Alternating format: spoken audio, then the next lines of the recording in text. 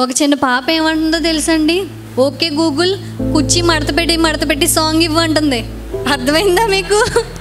కొంతమందికి వంటగదితో పరిచయం ఎక్కువ, ఎప్పుడు చూడాలో మీరే చెప్తున్నారు. కొంతమందికి టీవీ ముందు, టీవీతో బాగా పరిచయం ఎక్కువ. వాళ్ళ ఇంటికి ఎప్పుడు వెళ్ళండి, వాళ్ళు ఎక్కడుంటారు? టీవీ అంటే వాళ్ళంటే కొంతమందిని ఎప్పుడు చూడు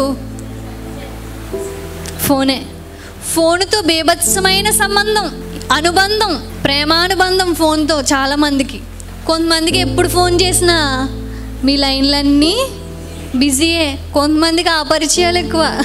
కొంతమందికి చాటింగ్లో, ఎప్పుడు చూసినా చాటింగ్లే, గేమ్స్ అని అవని ఇవని యవనస్తులు వేటితో పరిచయం, అనుబంధాలు పెంచుకుంటూ ఉంటారు. ఎలా అయిపోతుందో చూడండి. చిన్న పాప, ఆ అమ్మాయికి 1.5 year ఉంటుందేమో, 2 సంవత్సరాలు కూడా పూర్తి అవ్వలేదు. అంత చిన్న పాప వెళ్ళి ఓకే గూగుల్, కుర్చీ మడత పెట్టి సాంగ్ ఇవ్వంటుంది.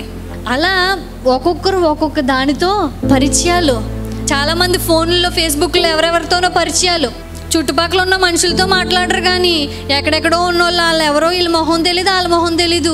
ఆ మేకప్ వేసుకున్న ఫోటోలు పెడతా ఉంటారు, లేకపోతే ఫిల్టర్ పెట్టిన ఫోటో, అబ్బాయి ఎంత అందంగా ఉన్నారు, సూపరు అని చెప్పి ఫ్రెండ్స్లు చేసేసి పరిచయాలు పెంచేసుకుంటూ ఇష్టానుసారంగా ప్రవర్తిస్తూ ఉంటారు.